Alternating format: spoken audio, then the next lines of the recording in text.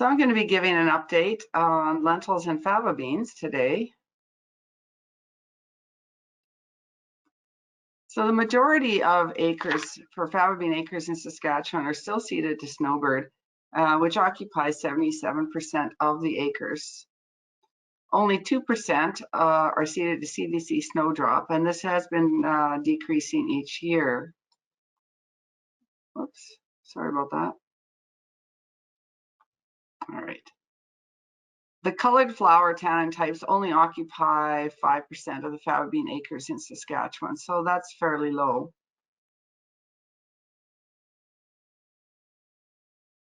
The faba bean trend over years.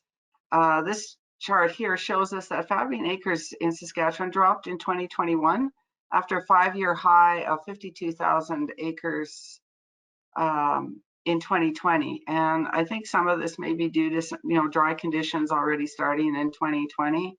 So I'm not sure how this will look in 2022 after having an exceptionally dry year.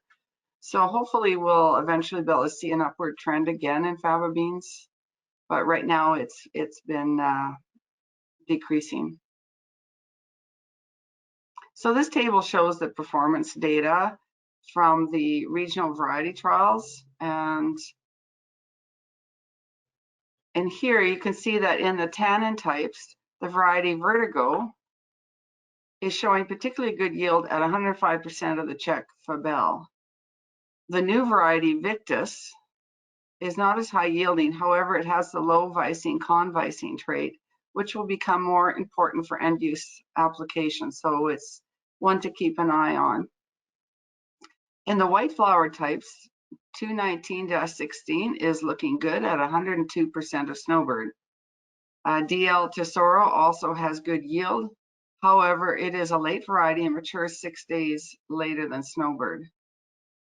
It is anticipated that these varieties will slowly be phased out in favor of the low vicine convicine varieties. Currently, white flowered varieties with this trait include DL Rico and the new variety Navi.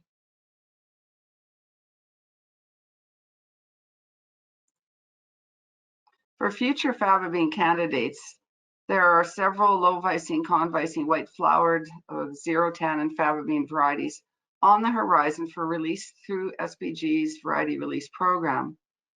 The plan is to release these through a non-exclusive, royalty-free, closed-loop agreement to ensure that there's good trait stewardship. The reason for this is that the low vicine convicine trait has the potential to expand domestic faba bean markets for protein extraction for food ingredients. By eliminating these anti-nutritional compounds, vicine and convicine, the protein in flowers can safely be used in food products. As you know, faba bean is very high in protein and also has good flavor. So this is a very high opportunity for this crop. However, there are challenges. A faba bean is partly outcrossing through pollination.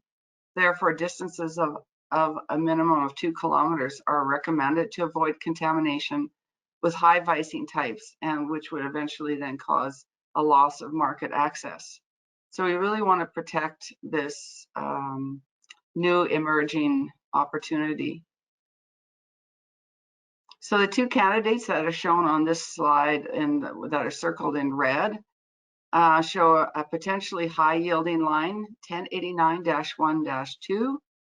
In 3 years of testing, it yielded 109% of snowbird, and maturity is pretty good at only 2 days later than snowbird. So to get something that high yielding with that isn't overly late is very good.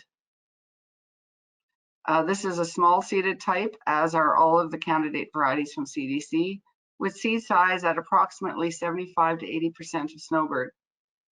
A small quantity of breeder seed of CDC 1089-1-2 was produced in 2021, and this will be used for another breeder seed plot in 2022 with anticipated release in 2023.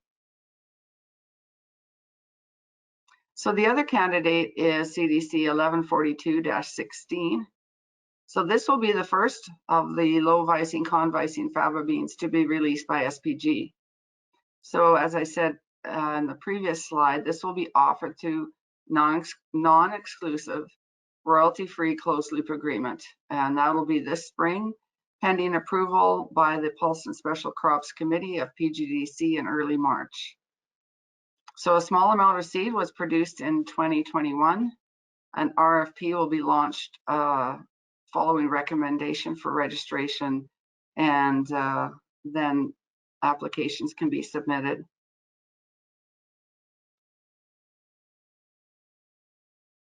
So I'll move on to lentils. So there are no new releases in 2022. However, there is a strong candidate anticipated for 2023. This is another large red lentil, IBC-1306. This line yields 125% of CDC Maxim, which is similar to the recent release of CDC Sublime. Now, CDC Sublime had although it was a red lentil, had the green seed coat, so it was released through a non-exclusive closed loop royalty-free agreement. However, unlike CDC Sublime, this new candidate has the gray seed coat typical of all red lentil varieties. So this has some great opportunity. So breeder seed is in production, with initial production occurring at Avonlea at Palliser Triangle Research, and a larger scale production is planned for 2022. So hopefully this will be available in 2023.